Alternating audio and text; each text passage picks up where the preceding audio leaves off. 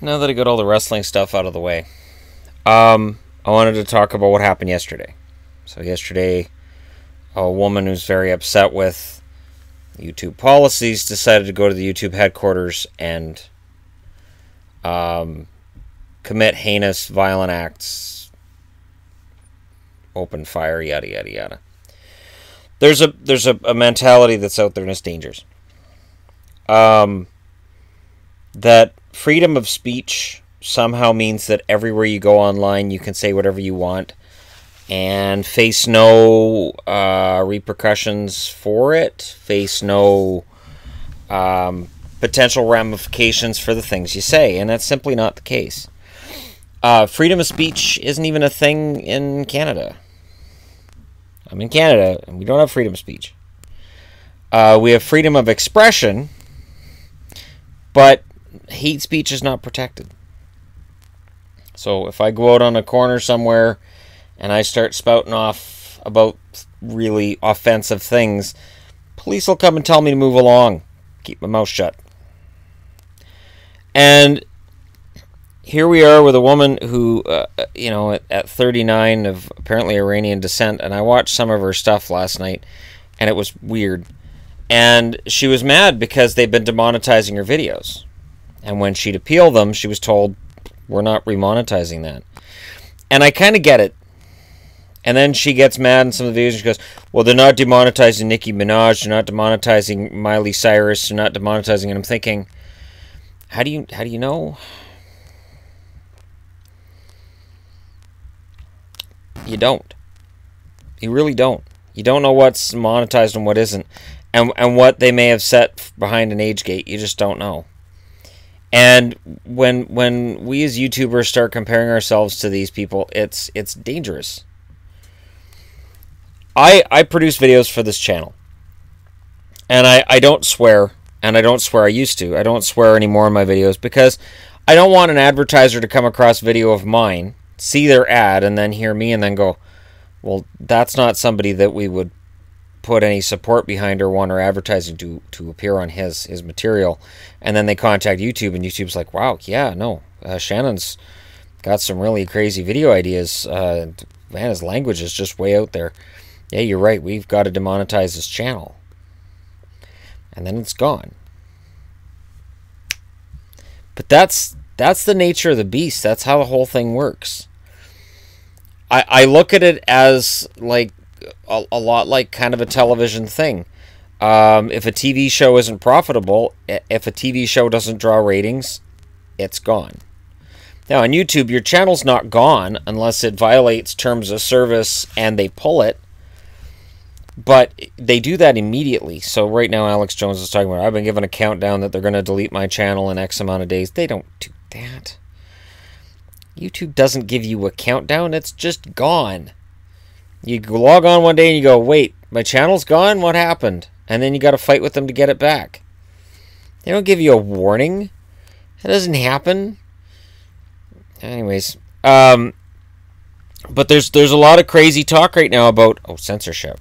YouTube censoring videos. No, they've been told by advertisers, here's what we are okay with having our ads appear on. Here's what we're not. And YouTube goes, okay. YouTube's just listening to advertisers. Because if advertisers see their ads on all these crazy wackadoodle videos, they're going to be like, well, we don't want our video here. What the hell? So, it's weird because I see it, and I know Yvonne was arguing with somebody on Facebook about it, which is weird because, she's like, well, my husband works and does videos for YouTube, and, their policies are their policies, and he does his best to abide by them, and it's not censorship. And then the person's still arguing it's censorship. Even though we're arguing, look, I'm kind of employed via YouTube as a YouTuber, it's not censorship.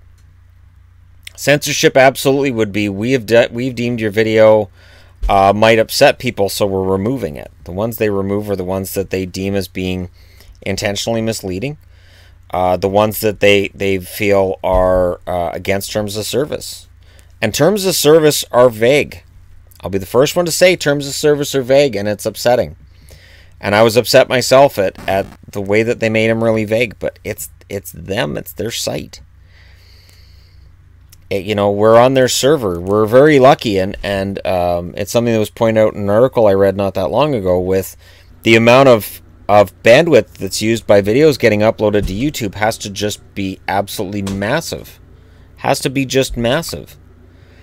And if you're hearing a bunch of banging, it's because they're doing roofing today. And with all that bandwidth, we're lucky it's free. We're lucky YouTube doesn't say, if you wanted to do an upload, it's going to be X amount of dollars today. Thank you very much.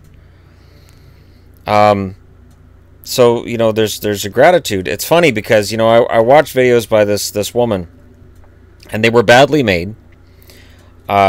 She couldn't sing. She couldn't really dance.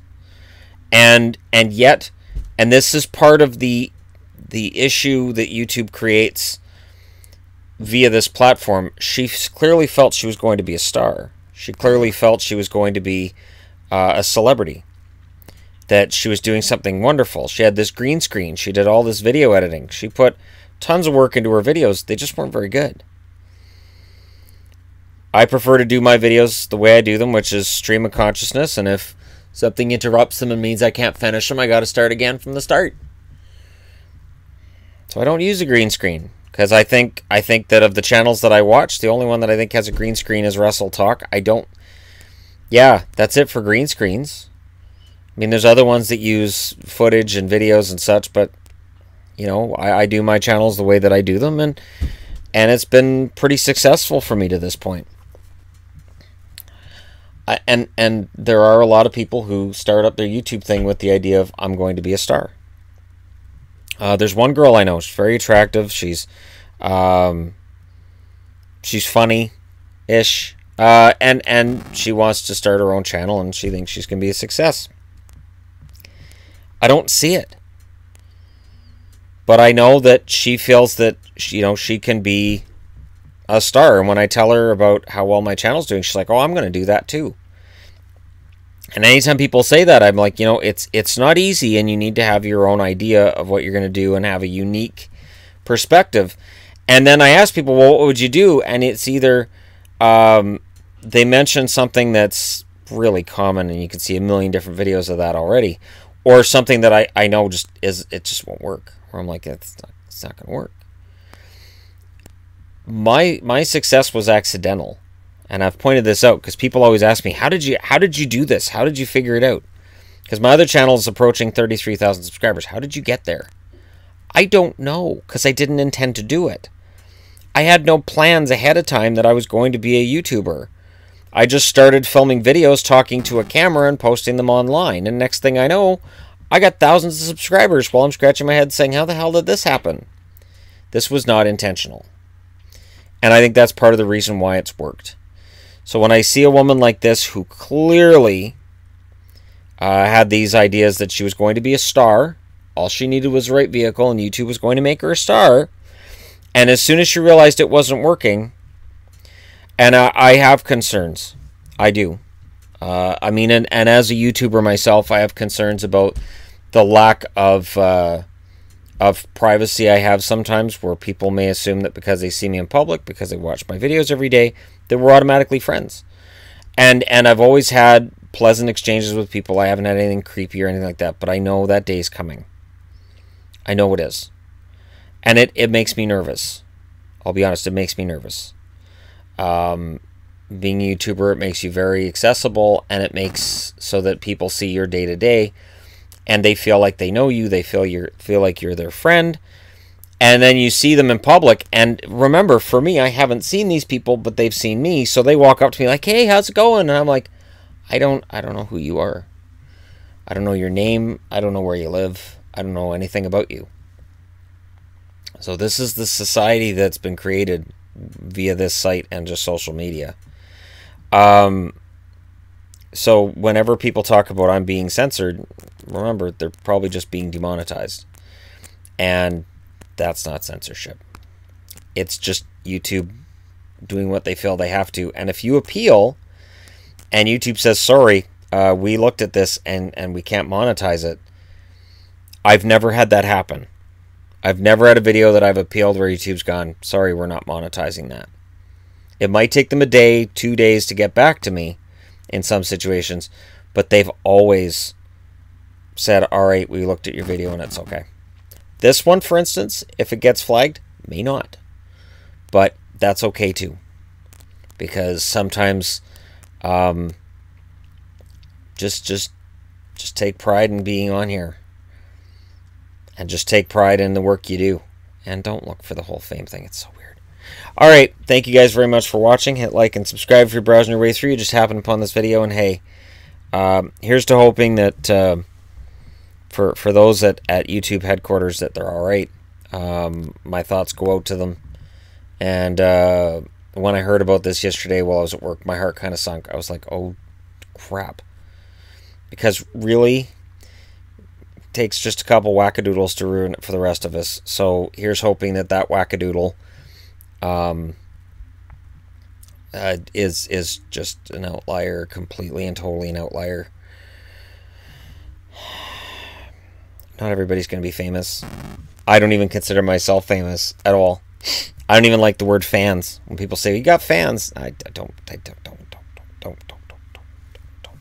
do that. Just don't.